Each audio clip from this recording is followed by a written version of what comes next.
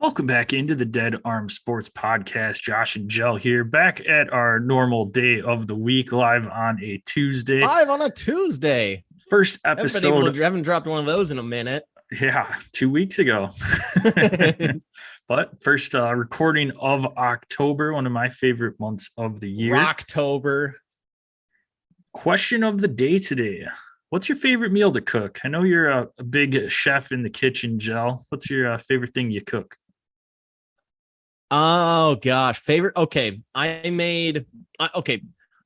probably my favorite Mexican dish is chicken and cheese, like shredded chicken and cheese, stuffed poblano peppers. Ooh, roast the poblanos in the oven for 15, maybe not quite 15 minutes over the broiler.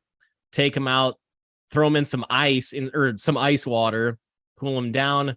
Peel off the skin, the nice kind of, roasted blackened skin, peel that off, cut them open, take out the seeds, pop off the tops, fill it up with, whatever goodies, chicken, shredded chicken, cheese. I usually have a mixture of some salsa mixed in, bunch of spices. I usually will, with that chicken, I like taking chicken breast, throwing it into the slow cooker with salsa, a bunch of seasonings, extra black pepper. I've got some dried chilies that I like to throw in there as well, just to, chop up a big ancho chili and gives it a little bit of a smoky flavor. Like to throw that in, and then a little chicken broth.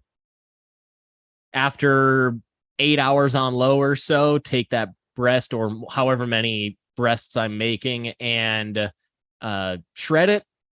Put it back into all that juicy goodness, swirl it back around, get all those flavors going, throw it into the poblano, bunch of cheese, and then put the tops back on, put it back in the oven for another however many minutes, take it out. I also like to serve that with a side of this really good Mexican corn salad, which it has, it's like a creamy Mexican corn salad, bunch of lime juice, a little sour cream. I top that off with some tahini. Like I said, some fresh lime over the top. It's pretty simple dish, but super delicious. But the poblanos are the absolute star of the show in that scenario. So I love doing that. And I am also I actually, over the weekend, which I'm trying to decide how good it was. I'm 50-50 on it. First time trying it, but it was a Philly cheesesteak pasta dish made with penne pasta, steak, green pepper, onion, provolone, French onion soup, a little can of that Campbell's French onion soup. Mix all, do it up, throw in some cornstarch, whisk that in to make that French onion soup a little bit thicker, so it acts more like a sauce than a broth. And yeah, I don't know. I'm 50-50 on it. I think, it was my first time trying to make it. I think I diced the onions and the peppers a little bit too fine, so they get a little bit lost in the, they kind of end up falling down to the bottom. So so the bottom is just kind of like a green pepper, onion, saucy, blend, rather than what I think I'll do next time is make them more like slices, like you'd have on a Philly cheese, like a grilled Philly cheesesteak, and do it that way so that you can actually like get your fork into the slices with the penne pasta, with the steak. So I think that's what I'll do next time. But I love experimenting and trying new recipes, and this was the first time I tried it, and you live and you learn, and next time I try it, I'll make that little tweak. But that's my favorite part about cooking and trying new recipes is the next time I make it, I know I'm going to do it a little bit better, and trying something for the first time is, I don't know. I don't know. I love it. My favorite indoor activity, at least if, whether I'm solo or with, or with somebody else, is just cooking, sports on the TV in the background, and making some sort of really sweet dish and spending 4 hours in the damn kitchen and eating in 15. Right. That's the worst part about it. And then having to do the dishes afterwards. Like, God bless the dishwasher inventor. Yes. The GOAT. Literally, like Tom Brady, step aside. Mine, not as experienced in the kitchen, I guess, but I love once it gets a little bit cooler in Wisconsin, especially during the winter, just making a nice, huge pot of chili. So throw in your meat of choice, some nice 5 different kinds of beans, onion, corn, mushrooms, hot sauce, just go to town with it and just kind of add something new every time to it. Just make it a little bit different. And it's hard. The wife doesn't like spicy at all. That's what I was really going to like ask. Spicy, Is like, so that's what I was going to ask is like, how do you, I guess, when it comes to that spice level, because not everybody likes spicy. And if you're making a giant pot of chili, you're not eating that whole thing. So do you kind of make it nice and, easy for her to eat and then add your own, when you fix yourself up a bowl, throw in hot sauces and whatnot? Yeah, I've tried that route. I've tried making it as mild as I possibly can, like literally mild chili seasoning, no Rotel, like nothing, and it still was spicy. So I said, screw it. And I'm just making it how I want because I'm the one that usually eats most of it. So now, do you do it up with like some diced red onion on top and some cheese and some sour cream? Oh, go yeah. ham. Yep. Hell yeah. That's God damn it. I'm hungry, man. I know. For those good of you stuff, good that stuff. cream their shorts listening to us describe the food and are jealous, we can be found at Dead Arm Sports, Twitter, Instagram. Check us out on Facebook at Dead Arm Sports. YouTube, we are live on Tuesdays. Got the chat open, so make sure you subscribe, click the bell. Ding. And that way you know when our episodes drop. You can ask us any questions. We monitor that throughout the show. If you want to follow Gel, he can be found at DasJel. That's at DASJEL. Yo. I can be found at DasJPEC. That's at DASJPEC. You can send us any questions there as well. Any fantasy related sports questions, any topics you want us to discuss on the next pod, by all means, let us know. Gel's usually live on the old TikTok machine on the weekends. Hopefully throwing down some better bets. We were not too hot this last weekend, so we'll try to do a little bit better for you this upcoming weekend. But hey, that's sports for you. That's betting for you. Like I said, I guess not preface, but I ended the last episode, our quick hitter Saturday release, saying only bet what you're willing to lose. And there's a lot of losing that went down over the weekend. So thankfully I followed my own advice there. Yes. Don't ever bank on a W because they might not come. Well, Tuesday is our recap show, and we're going to kick it off with the NCAA college football slate from this past weekend. And before we get into the games, haven't had a chance to talk a lot of Wisconsin football this year so far. Hasn't really been much to talk about. Has not. And after a demolishing by Illinois, the University of Wisconsin kind of goes outside of their norm and fired a coach in season. Paul Chryst relieved of his duties, ended up negotiating his buyout down as well, so to come out of taxpayer money or anything like that. And yeah, Jim Leonhard is now the interim coach. Jim Leonhard is somebody that a lot of fans were clamoring to take over the program. He's been hanging around Wisconsin. This is his dream job. He was a former walk-on with the Badgers and now gets to take over the reins. First off, before we get into future, just a reminder on coaching, Jim Leonhard, 10 years in the NFL. Yeah. That's for a walk-on, coming into as a Badger walk-on, 10 years in the NFL, he had a few years where he was looked at as one of the top safeties in the league. So guy was not only a great Badger, but, turn into a really, really legit pro. Yep. Before we get into the future of the Badgers coaching position, just kind of want to break down what were your thoughts? I mean, this kind of came as a surprise to me. Usually Wisconsin doesn't do something like this, but I mean, terrible loss at home against Illinois, get demolished on the national spotlight at Ohio State, lose at home as a double-digit favorite to Washington State earlier in the year. I mean, it's is not typical for a Badger team, and I think this was the right move at the time. Are you sitting there too, or what are you? What are you? And I think I think the final straw. Obviously, I mean, to state the obvious, the final straw was getting shut out in the second half from a Brett Bielema led Illinois former team. Badger coach. Like that's just like, nail in the coffin. It kind of felt like, but I guess surprised in the sense that as you said already, it's not typical for the Badgers to do this, but I think it was absolutely time. I mean, Paul Chryst did lead the Badgers to 4 10+ win seasons, but his last 3 seasons started off extremely shaky. 2020 started off the season 2-3.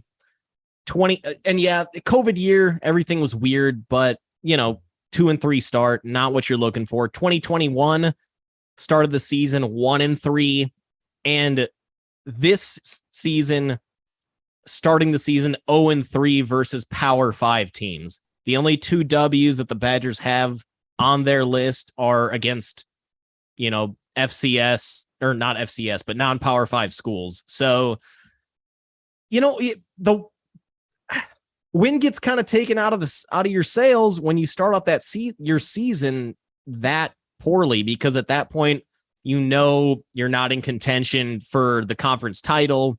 You're fighting for a division title in what is traditionally a very weak Big Ten West. And, you're not, I mean, that early on in the season to know that college football playoff, not going to happen. That's obviously extremely disheartening. And it's been that way for the last 3 years for this Badger program and for Badger fans. I think that, love what Paul Chryst had done for this program, resurrecting it from that Gary Anderson debacle where he turned, what was it? Tanner Mangum or Taylor Mangum? Taylor McAvoy. Yeah, exactly.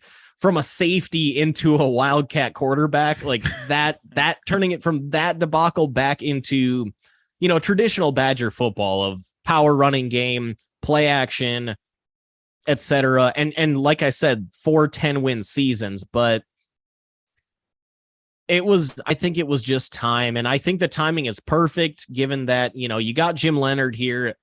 He's not going to just sit around and be a defensive coordinator on mediocre teams for much longer. So you've got the rest of this season now to see what does Jim Leonhard have for you as a head coach. And so, yeah, I mean, as much as Paul Chryst, what he's done for the program in terms of 10-win seasons, Big Ten Conference championship appearances, it was just time to move on. And I think that I'm glad that the Badgers did it at the time that they did, to see if Jim Leonhard can get this team to rebound a little bit, because really looked like they just quit in the second half against Illinois. And that's a lot of that just comes down to coaching, and hopefully Leonhard brings new energy. Yeah, they came out completely flat. I was at the game and it was just absolutely ugly. And no, I agree completely with you there. I think it was the right move.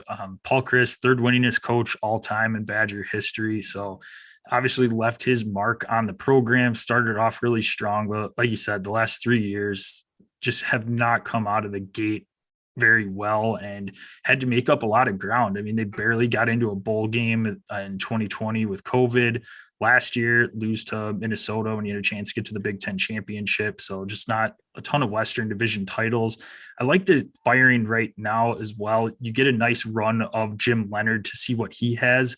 And I wonder, Jell, was this move made as well to give Jim Leonhard 7 games to kind of show what he has? Because there is another hot coaching candidate with Wisconsin ties out there we've talked about on previous episodes, Lance Leipold, just turning around the Kansas Jayhawks program. We mentioned former UW coach at Wisconsin Whitewater, won, I think it was some like ridiculous stat. He won like 106 out of 111 games that he coached in Whitewater. It was just unbelievable what he's done. Almost So all of his ties to losses, Wisconsin. almost all of his losses at in the Whitewater playoffs. were to Mount Union Yeah, in the playoffs, in championship the game. championship. Yep. So I think this kind of gives the Badgers a nice springboard here to see. It's effectively, the way that I look at it, it's almost like a tryouts for Jim Leonard to see what he can bring, because the remaining, what you said, 7 games, let's say he goes 4-3 and the team just looks kind of still not any different. Maybe you just say, hey, Jim, we gave you a shot. We got this Lance Leopold, whatever it is. We gave you a shot. There's other coaching candidates out there. Matt Rule's likely gone at Carolina. You got Lance Leopold out there. You got Aranda, Baylor. Maybe he makes the jump over to Wake the Big Forest. I'm spacing on the name. He's due for a big jump up, given what he's done for that Wake Forest program that's been traditionally certainly not a college football power. So there's a lot of guys out there, and I think this is tryout season for for Jim Leonard. So I think the timing is perfect, and that's why I'm just glad that they made the move now instead of waiting till the end of the season and then saying, let's give Jim Leonard the job now. No, and then potentially losing out on a number of candidates that could be out there at the end of the season. So, and let's say Leonard doesn't bring any spark to this team. All right, man. Well, we gave you a shot at the head coaching spot.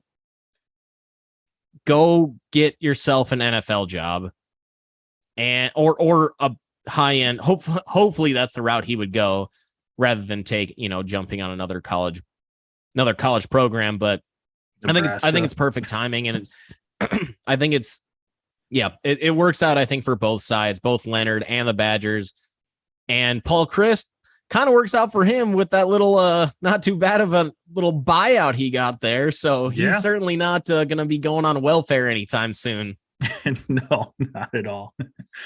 Team that is hot out of the gate, I want to talk about, kick off the game recaps from this last week, and that is the TCU Horned Frogs going in, just demolishing Oklahoma 55-24. Oklahoma 2 losses in a row now in conference play, losing the week before to Kansas State. And TCU they got Kansas this week, going to be the site of game day. We'll be talking about that in our next episode, I'm sure. Oklahoma State, Kansas State. So they've got 3 tough games coming up next. But, man, off to a 4-0 start. Fired Gary Patterson last year, bringing over SMU's former coach, and just got him off to a 4-0 start. One of the surprise teams, I would say, along with Kansas in that Big 12 so far. Yeah, it's funny. Mention Gary Patterson. He's he's the DC under Sark with the Longhorns, and defense for the Longhorns has been up and down, I guess. So it was clearly the right move for TCU, bringing in letting go of Gary Patterson, who had been there for, pre Big 12. So he'd been there for a long time. But no, I think the bigger story here is Oklahoma.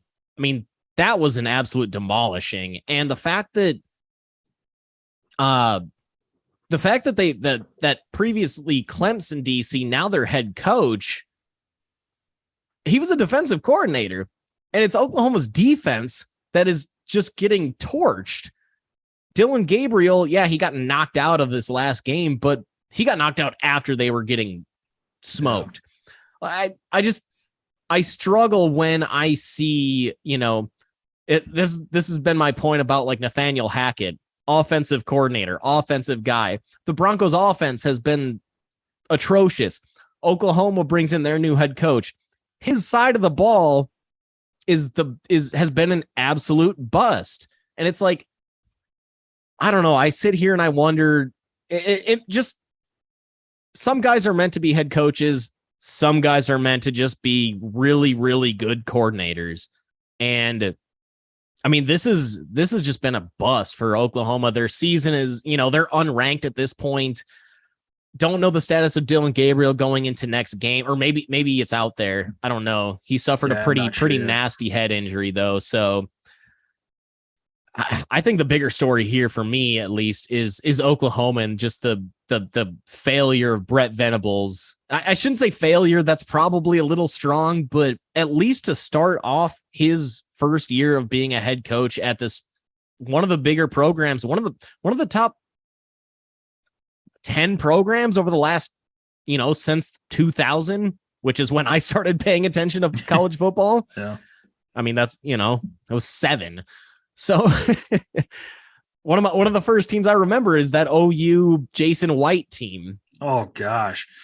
Yeah. They finished in that 3-way tie with Auburn, and it was Auburn, OU, all of them ended up the seat. Like, I don't know, whatever. Don't need to get into 2001 college football yet right now. But yeah, I mean, Brett Venables, if the defense is why that's where you specialize, and you give up, you were done at the end of the first quarter, just got destroyed.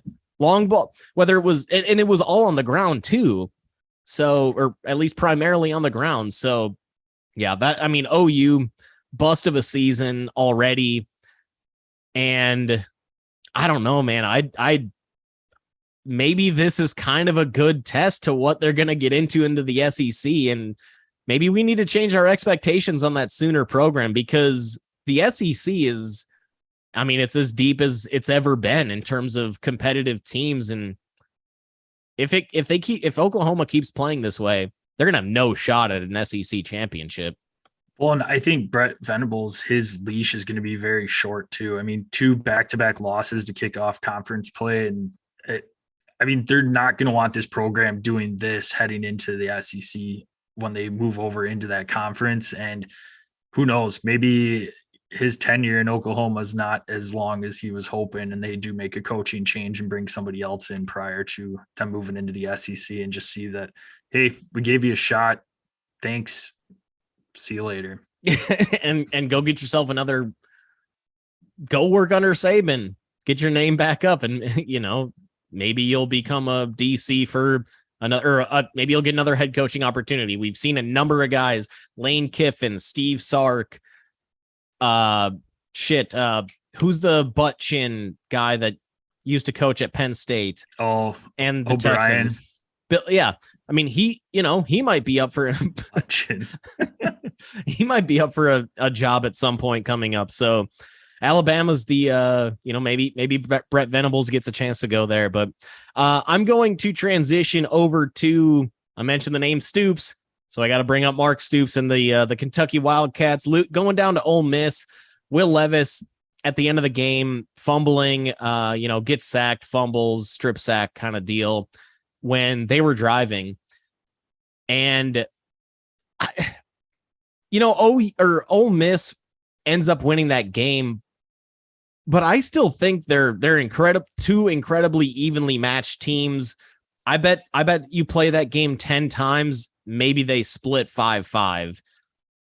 It just shows me how deep that freaking SEC is when you've got Ole Miss that's winning games from their defense. They have never been known as a great defensive team. It's pretty much the ways that when they were good, or when their programs have been good, it's been high scoring stuff. They've had good enough defenses, but for them to shut down Kentucky, especially early on, Kentucky did have a couple drives late in the game to make it close. And again, Levis fumbles on his own 22, or on the Ole Miss 22-yard line to effectively end the game. But Ole Miss, their defense is what's looking legit. And again, like I said, Kentucky, extremely solid program. Will Levis getting a lot of hype right now for when it comes to NFL draft time.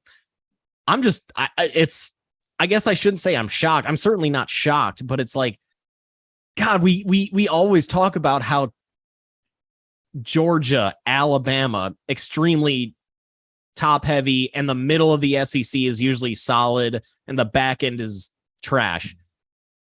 The middle of the SEC is just, I feel like they're just continuing to to creep a little bit closer to the top of the SEC when you've got teams like Ole Miss and Kentucky that are, I mean, Kentucky, not a traditional SEC powerhouse by any means. Ole Miss, generally middle of the pack. They're up. They're now, up really high in the rankings, undefeated, never lost. And, and I mean, the way that Georgia played too this week, Ole Miss, that if there's an Ole Miss Georgia matchup, this is complete hypothetical, I believe, at this point. But if Ole Miss plays the way that they did this past weekend and Georgia plays the way that they did against Mizzou this past weekend, you could see a total shift up at the top. So it's like, this SEC is so damn deep, and it's really impressive what some of these traditional offense powered teams are doing defensively, being Ole Miss specifically. Yeah, I'm curious to see Ole Miss. We're going to get to see them for sure against Alabama. They're in the same division, but I'm curious to see if Alabama and Georgia are still the elite of this division and how close some of these other teams are to them. We've seen, it seems like every week so far, there's been an SEC team that's been in the top 10, top 15 that ends up losing, get knocked out. We had Texas A&M. We had Kentucky, Arkansas losing two in a row. So I guess, yes, it's very deep, but I'm curious on what the difference is between an Alabama, Georgia, and then a Tennessee, Ole Miss. So we're going to get to see those matchups. Tennessee plays Alabama coming up, I believe, next week, not this weekend, but the following weekend. So we'll get to see where they compare. We'll get to see where Ole Miss compares, but I agree. I mean, you turn on these SEC games and it's tough. I mean, you want to be for the Big Ten. We're Badger fans, but man, the Big Ten doesn't even compare football right now. No, not even close. And there were definitely years where it's like, and maybe just me being a homer, where I'm like, I don't know. There's a case to be made where the Big Ten is stronger than the SEC, and there have been years, especially when Wisconsin's up. When Iowa's been up as a program, Michigan State, when those years that they've been up,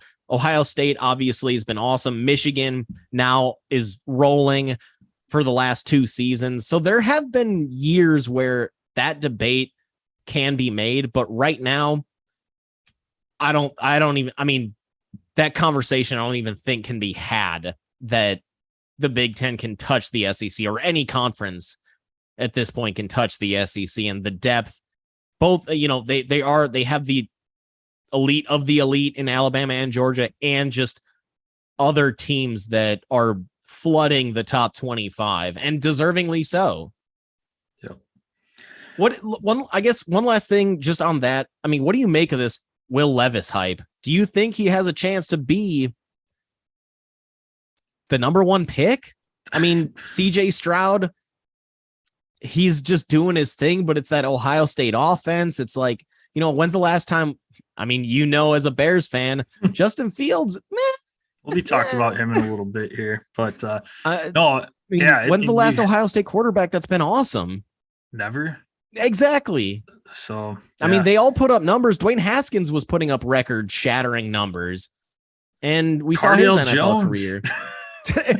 Exactly. So it's like, I mean, what do you do then with CJ Stroud? Bryce Young, he got hurt this week because he got, tackled by a huge dude. Like, guys aren't getting smaller when you get into the NFL.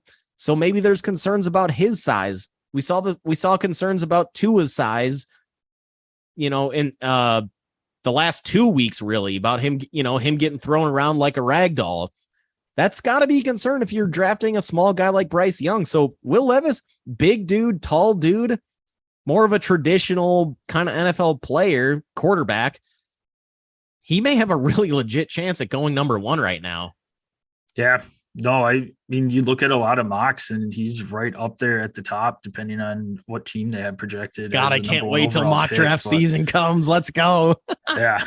No, I mean, I think he's got the most upside of any of them right now. He's a lot more raw, I would say. And he's going to need to go to a team that he can sit for a little bit. If you throw him in from day one and expect him to be coming out firing, I think that's the wrong move for him. I think he does need some time to develop. I think 1 year. Yeah. 1 year is good. Yeah. But how many teams are willing to do that? Exactly. I mean, especially looking at some of these teams. I mean, let's take the Panthers, for example. What are you going to do? Bring back Baker on a 1-year deal for Levis to sit behind him? Like, hope, there's a lot less patience in the NFL than there used to be. So I don't know. Levis kind of sneaking up those draft boards. Yep. Any other games you wanted to touch on, Joe, before we shift gears over the NFL? Yeah, I guess one last one, just the last one. And quick note, UCLA beats Washington. We had both noted, hey, upset alert here. Game at UCLA. I was wishy-washy on it, just because Washington had looked really impressive in previous weeks, but I'm digging my Dorian Thompson-Robinson as a potential Heisman candidate. That's rising. That's right. I forgot about those. Those baby. There. Yeah, baby. It's climbing. We'll be talking about them and their big matchup this weekend on our next podcast. So if you want to hear that, I will be bringing that up for sure. But no, that was a quality win. It kind of went under the radar. Friday Night Football. This is what happens when you play at fucking 10 p.m. or whatever Central. Yeah. Games don't get done until 1. It was a hell of a game, too. Michael Penix was bringing Washington back, but just didn't have enough firepower at the end. So, yeah, it was a great game to kick off the weekend. Penix is a really, really good college quarterback. I wish there was... I guess CFL is probably more of where he's going to end up, maybe a backup in the NFL, but he's a really good college quarterback. Yep. Like, keep your eye on Washington later on in the season for sure. Yep. Speaking of really good college quarterbacks, Joe, we're going to be talking about some NFL quarterbacks that some of them are really good college quarterbacks here.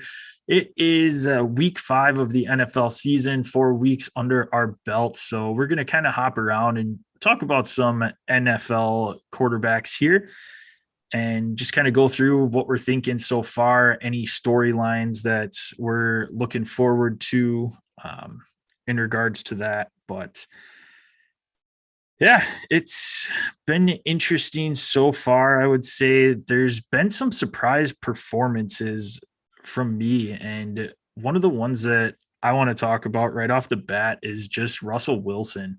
Russell Wilson, for years in Seattle, were wondering when are they going to let him cook, quote unquote? When is he going to be unleashed in that offense? We saw Marshawn Lynch being a focal point in the offense, where Russ was kind of put on the back burner there, and he gets traded over to Denver and has just so many weapons there. He got a new coach coming in that worked with Aaron Rodgers, that everybody was hyping up Russell Wilson. It's kind of somebody, even for fantasy purposes, I was targeting as a quarterback just because he was going in those middle to late rounds and thought, you could potentially get a top 5 quarterback here. But yeah, what do you think of Russ? I mean, he had a better game this last weekend, and maybe it's just him getting used to this offense. But Javonte Williams goes down this last weekend. It's a huge hit there. And yeah, Russell Wilson is he's not cooking.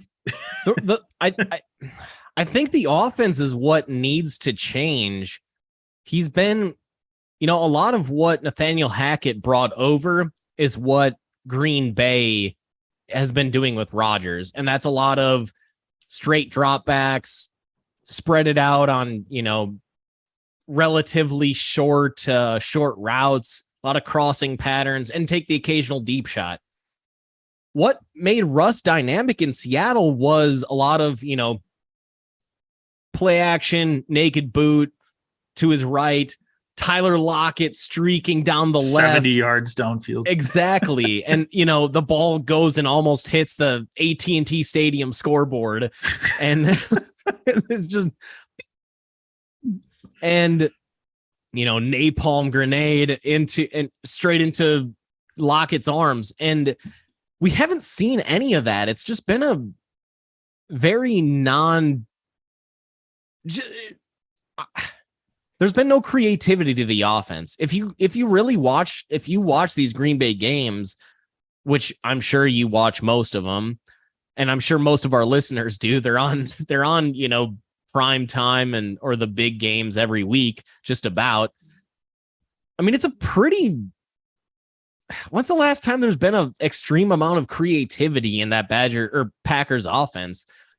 Hasn't really been all that creative, all that dynamic. And that's what Russ needs. You can't just have Russ drop back in a 3-step, 5-step drop and expect him to just kind of wing it around the way that Aaron Rodgers can. So I think that's the issue. And that's what makes me question, on top of all these other things about Nathaniel Hackett, I don't know. I just, you brought him in as a play caller. That's why you brought him in.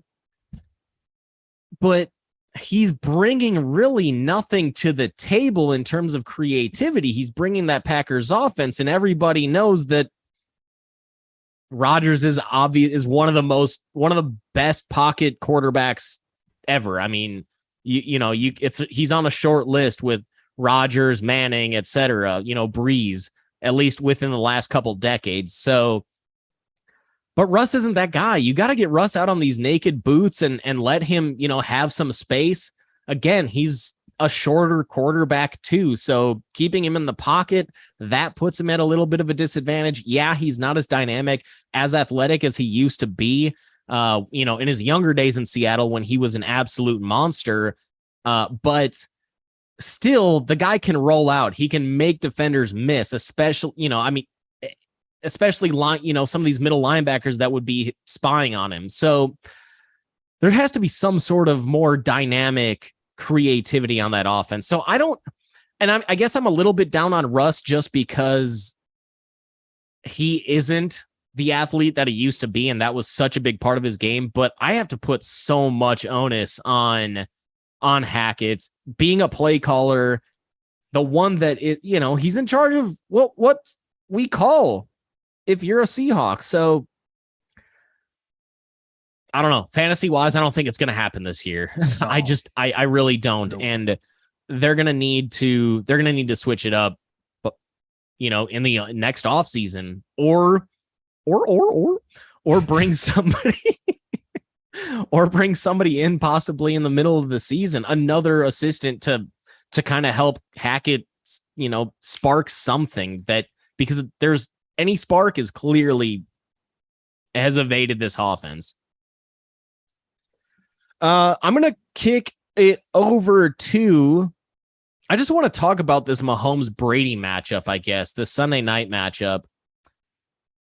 Both those quarterbacks are exactly what they are, who we thought they were. Mahomes, dynamic, special, making crazy plays. We saw him, do like a pump fake to the right and then a little shovel pass underneath for a touchdown. Scrambling around, looks like he's dead in the water, makes one quick move, scrambles up, towing that line of scrimmage, and then is able to, get a deep ball off of that. Tom Brady, efficient.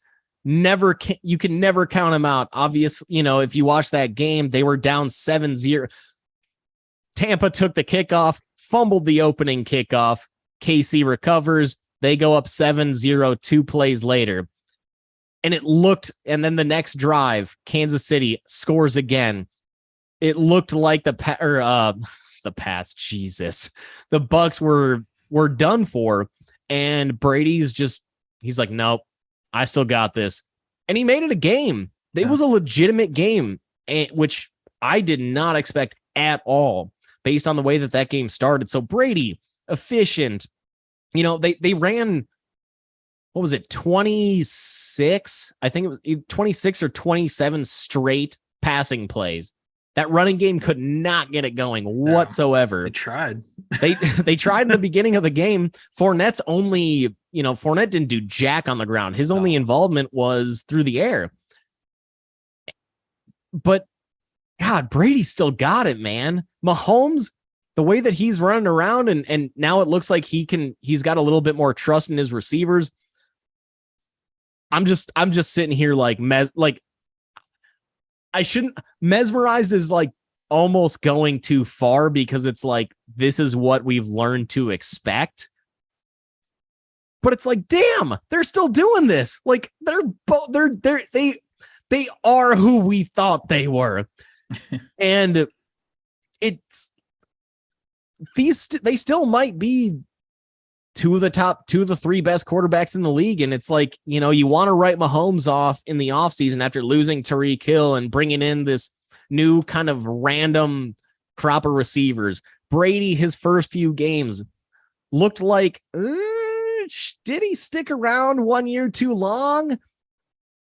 And I think both of them answered those questions this weekend on Sunday Night Football in front of all of America. Mahomes, nope. I'm the best quarterback in the league. I am this dynamic. Tom Brady, don't forget about me. Well, and Brady, you got to remember too, he was without some of his top wide receivers a few games earlier this season too. So he's just trying to do what he can there. So, but yeah, no. Cole Beasley had like 6 catches the game before, and they picked him up Tuesday. He was playing Sunday. Yep. Like that's how decimated that receiving core was. Yep. But we keep talking about it with Tom, and Peyton, Drew Brees, you saw that drop off, and it was ugly, and everybody's waiting for Tom to do it, and it's not happening. And you look across the field at Patrick Mahomes, and he's having a fantastic season. You wonder if that's in part because in the past, let's be honest, Tyreek Hill is a safety blanket. If something wasn't there, you could chuck it up to Tyreek, and more than likely he was going to at least come down with it and maybe even get a touchdown out of it too. And now he's got to look around the field, find those open receivers, and he's doing awesome. 11-2 touchdown interception ratio right now. And maybe could it be due to his new quarterbacks coach, Matt Nagy? You can go ahead and tell yourself that. No, I will never tell myself that. Hey, that Nagy was at his best when he was sitting there in that Chiefs system under Andy Reid. That's how he got the Bears coaching job. The Bears. I want to kick it over to a slew of quarterbacks here, Gel. I'm going to name off 5 quarterbacks here. Rookies, easy to second-year guys? Second-year guys, yes. Let's go. Trevor Lawrence, Justin Fields, Zach Wilson, Mac Jones, Trey Lance. How many of these guys are starting in the NFL past their rookie contracts? We were all so hyped up about this quarterback class last year, and it has turned into, let's be honest, a bunch of unknown and dog shit. And Trevor Lawrence seems like he's removing himself from the conversation of dog shit. That was an Urban Meyer thing. Trey Lance, who knows what the future is there. Justin Fields just doesn't seem like he has it. But again, he doesn't have the weapons around him. They haven't given him success. Zach Wilson, still up for debate, had an interesting rookie year last year, started off the season hurt. So still a little bit there. And then Mac Jones hasn't really wowed anybody. Yeah, they made the playoffs last year, not due to his doing. And then we saw this last weekend against the Packers. Bailey Zapp comes in and almost wins them the game in Green Bay, third-string quarterback. So, and it's pretty crazy how alike those two guys look, Mac Jones and Bailey Zapp. It's incredible. No, I was listening to another show. Sorry, I don't have it off the top of my head. So can't get credit, but I was listening to another show and they were, this guy was flipping back and forth between games and he thought that Bailey Zapp, is it Zapp? Yeah, it's either Zapp. I've heard Zapp and Zappy. Yeah. Whatever. The Zappadoodle was, don't look that up on Urban Dictionary. Ooh. The Zappadoodle. No, he said like, oh, I didn't even notice that wasn't Mac Jones. So they literally look, good touch balls. That's, kind of somewhat mobile, but not really, like not big dudes, kind of, little under, like they look on TV the exact same. So, I mean, you asked me how many of these 5 guys, if you give me an over under of 2.5, I'm going to take the under. I think Trevor Lawrence is, he's a lock. Trevor Lawrence is locked in. Yep. He this past weekend, he did lose. I didn't even know this was possible. He lost 4 fumbles. That Philly defense, though, is legit. Extremely legit. They were playing in the rain, so that ball's slick, but he's made such an awesome jump from year 1 to year 2. And he's shown that he's kind of that, that high-end prospect that we all thought and knew that he would be. So I think Trevor Lawrence is the one lock. You got 4 other guys. Trey Lance, if Jimmy G balls out this year, which the Niners looked really good on Monday night with Jimmy G, I think Jimmy G's perfect for Shanahan. Just ball distributor, quick release, gets the ball out to his playmakers, Debo, Ayuk, whoever the hell they have in the backfield, George Kittle, like no matter whatever running back that's not injured, able to get the ball out quick. Kyle Juszczyk. I think Jimmy G is like perfect for Shanahan. You look at where Shanahan, the quarterbacks that he's succeeded with, it's been Matt Ryan, distributor, pocket guy. Kirk Cousins, all the way back to his days in Washington, pocket, distributor, needs weapons. Atlanta. Yeah, I mentioned Matt Ryan. Matt Schaub, he was under his, he made Matt Schaub a Pro Bowler. So it's these pocket guys that are distributing. That's exactly that's what Shanahan likes. That's where he succeeded. He's made Jimmy G a super viable option. So if Jimmy G and the Niners, if they go to the Super Bowl again, I mean, what do you do then with Trey Lance? You can't go back to Trey Lance next season. You have to give Jimmy G another. I mean, do you give Jimmy G another 1-year deal? I guess that's the question. But if they do that, then after next season, Trey Lance, his 5th-year option has to be picked up there. Then, so what? That's the ultimate wild card. Justin Fields, it's hard for me to necessarily put a ton of blame on him just because he still has a shitty offensive line. He still has shitty weapons outside of that running back position, which looks legit. I mean, Khalil Herbert this past, I guess, I don't know. I mean, he's shown flashes and David. Yeah. I mean, but Darnell Mooney as your number 1, that's not enough. He has to be a number 2. They thought Allen Robinson was a number 1. We've seen how he clearly is not the way that he is now. Extremely hot, very, very much underperforming in LA. So so Justin Fields is just not surrounded by guys. It's hard for me to grade what Justin Fields necessarily is. Zach Wilson, pretty dynamic athlete, got a pretty sweet arm, but he just makes too many mistakes and he misses too many throws. He's just not accurate, really. And one final note on Zach Wilson. He catches that touchdown, or that was it was either a touchdown or 2-point conversion. Touchdown. And he does the gritty. Is it time to the gritty was cool? We have to retire that, right? I think so, yeah. After the Mike Gesicki episode and his just traumatic gritty, now Zach Wilson is doing it like, okay, we're done. It's got to be done. Justin Jefferson owns those rights, so I'm not going to take it away from him. Everybody else in the league, you can't do it anymore. You're done. It's over. Mike Gesicki freaking ruined it.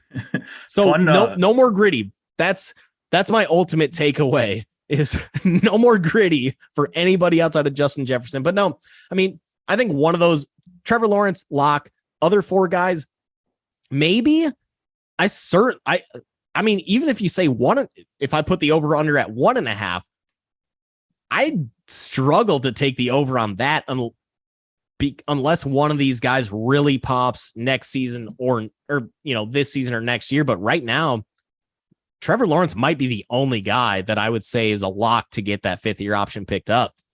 Yeah, I think if I had to pick one other guy, it probably would be Zach Wilson at this point, just because he has the talent around him right now, and the Jets seem to be doing the right thing and building that offense around him. So I think he's set up to succeed, and if he can't, then that is for sure on him.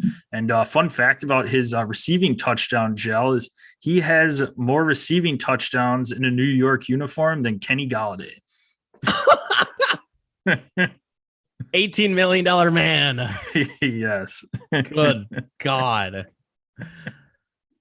Oh, way to go, Giants. They are that ownership has got to be happy with this new regime. Brian Daboll. Actually, let me transition that over into Daniel Jones and kind of what I want to speak about him. I mean, looks like this coaching staff, this new GM regime is really doing some work. I mean, Brian Daboll proving that he's legit. Yeah, they're 3-1. I mean, they're not a legit 3-1. But Daniel Jones the Giants might be winning too many games for Daniel Jones to be replaced. They're not going to be, if they're already at 3-1, they've got another probably at least, you got to figure 13 games left on the schedule. They can get at least another 3-4 wins out of that. And that's going to put them up near 500, which means they're not going to be having a top 5 pick. So Daniel Jones might have, I don't know if he's necessarily bought himself another year or at least a contract. Maybe he gets another 1-year deal, but how do you replace this guy right now if they're off to, again, I think a phony 3-1 start, but you figure they can squeak out another few wins. That means they're not going to be up, in the Bryce Young, CJ Stroud, Will Levis conversation at this point. Daniel Jones, man, he might have gotten himself one more year. Yeah, if they just kind of which is sad, and I'm sure that Brian Daboll doesn't want that necessarily, but maybe. No, I mean, he's got 3 passing touchdowns on the season, 2 on the ground, and 600 yards. So not ideal numbers through 4 games. But like you said, they're winning games. They're going to be not drafting in the top 5 more than likely, like you said. So what happens there? I mean, at that point, then, are you just trying to find maybe a veteran quarterback that is not under contract for next year? Maybe Jimmy G makes sense for them. Maybe another quarterback I kind of wanted to bring up too once we're done with this one's Jared Goff. Jared Goff's looking phenomenal right now. Detroit is second year there under Dan Campbell, and maybe Jared Goff, his contract, or the Detroit wants to go and get a quarterback of the future there, cut ties with him, and maybe he's somebody that ends up in New York. I mean, Daniel Jones isn't the long-term answer. I don't know that Brian Daboll going from Josh Allen to Daniel Jones is really exciting him either. But does Jared Goff excite you if you're Brian Daboll?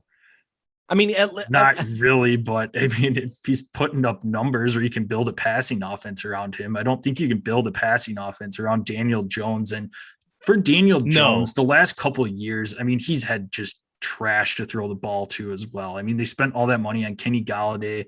Sterling Shepard can't stay healthy at all. Kadarius Toney is Kadarius Toney, and Wan'Dale Robinson can't. He's been hurt to start off the season too. What's going on with him? Man. So, yeah, he's just been hurt. Yeah, but I don't know. It's tough though, because like you said, you're in that no man's land, or if you're not in the top 5, you're not getting more than likely one of the top 3 quarterbacks off the board unless they end up falling. But it proves that that Brian Daboll was the right hire. That's all I've gotten out of this so far, out of this season, and that Saquon might be back. That's my Giants analysis through 4 weeks. Last one I wanted to bring up is just more to bash him. I seem to find a lot of time to bash him last year, and man, Baker Mayfield, you need to be done. Yes. You need to be done. I'm excited for the day that Sam Darnold is healthy and you get benched for Sam Darnold. That is going to be a great day. I literally wrote down Baker equals woof. I seriously though, like his days are already numbered in Carolina. He had in Cleveland, we're seeing what Jacoby Brissett is doing with this Cleveland roster. Yeah. I mean, it's arguably worse. This Cleveland roster is arguably worse. There's no OBJ there. Him and Baker, how do they not connect? It's like if Baker's playing right now in Cleveland, I don't think that Cleveland has the record that they do, which is not necessary. I mean, not they're not world beaters out there, but Jesus, man, Baker's playing like absolute garbage. And I don't know if it's Baker. I don't know if it's Matt Rule. I don't know, but both need to be gone. Yeah, because they are certainly not the answer. Christian McCaffrey looks a little slow, though. I shouldn't say slow, but he used to have true breakaway speed. He had a potential breakaway run this past week, and he was caught. Those injuries may have they may have caught up to him because he does not have the same, breakaway speed, breakaway athleticism that he used to. And that's sad because he's still a young dude, but God, it feels like the injuries are maybe catching up to CMC, and it sucks because he was, he's always been one of the more dynamic backs since he came into the league. And, he's only a few years in, but he just doesn't have the speed that he used to, or maybe just the DBs are catching up to him. But it used to be, hey, he's got a lane. Nobody's catching him. He got caught. Yeah. Well, the other thing with CMC too is you miss the days of when Ron Rivera was there because they would check down to him so much. And that is where he was so valuable because he was getting double-digit targets a game. And they're not doing that. I don't know what they're doing, to be honest, in Carolina. This is what I'm saying. Matt Rule, those games, done. I'll turn on Red Zone if the Packers and Bears aren't on, just because I like cheering for the Bears and who's ever playing the Packers. But Carolina, when they flip over on Red Zone, it's unwatchable. It is just ugly football. Truly. It's not fun to watch. I don't know. You've got a ton of talent there too with Christian McCaffrey. DJ Moore is still a really good wide receiver, but he is in the Allen Robinson boat where they just can't have anybody throw him the football. And it is frustrating, but it is what it is. Yeah. I feel bad for Panthers fans. Go from Cam Newton to, prime Cam Newton to this. It's like, what a drop off. Yep. You got one more quarterback, Joe, before we close her out? Last guy I wanted to mention was just, real quick. It looks like Aaron Rodgers has identified his receivers.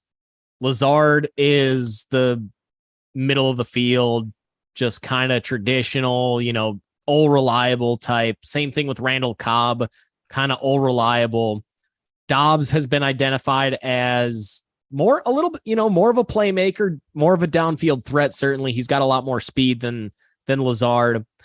Christian Watson is at this point kind of a gadget guy, but pretty much most of what Christian Watson is getting are end arounds and jet sweeps. Yeah.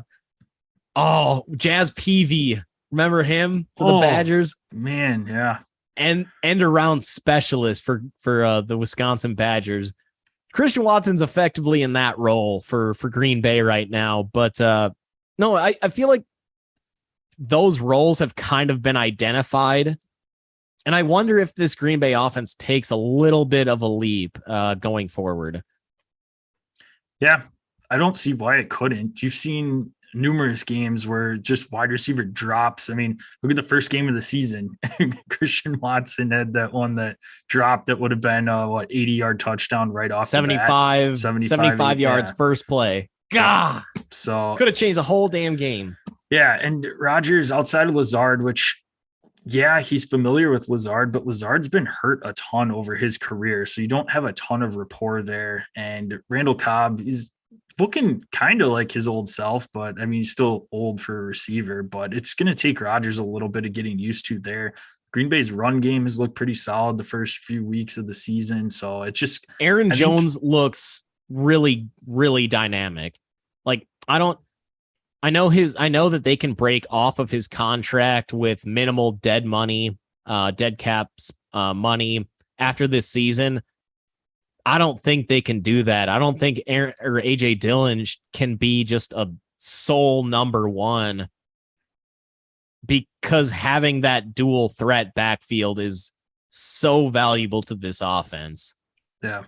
No, but Aaron Jones looks, so far. I mean, Aaron Jones, kind of the more that, obviously you watch the games, you see their roles, and it's both of them are just so damn important to this offense. Yep. All right, that will wrap up this episode. Can be found at Dead Arm Sports, Twitter, Instagram. Check us out on Facebook at Dead Arm Sports, YouTube, Dead Arm Sports. Shocker. Type that into the search bar. Not shocker. Don't do that. Type in Dead Arm Sports. Subscribe, click the bell. That way you know when our live episodes drop. You can ask us any questions in the chat. If you want to ask us questions outside of the podcast, outside of the YouTube, Gel can be found at DosGel. I can be found at DosJPEG on all of our socials.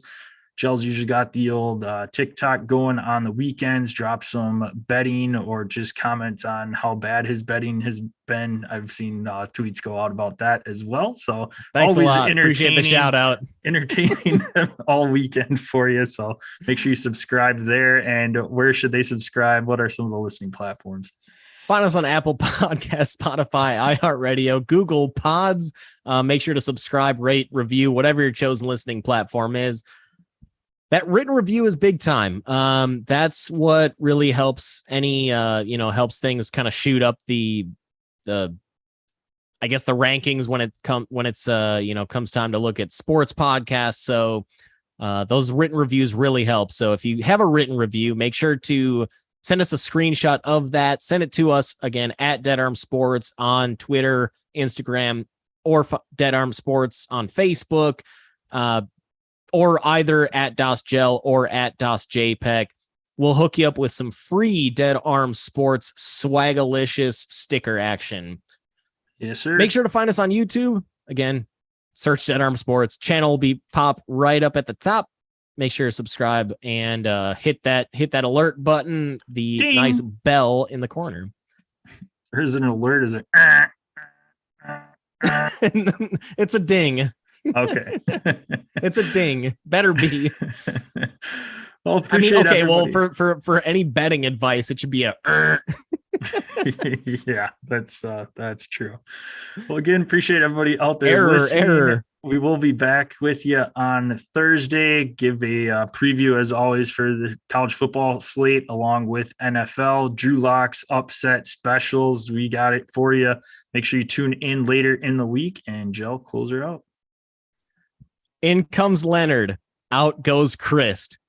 We love you, Paul, but you won't be missed. Ooh.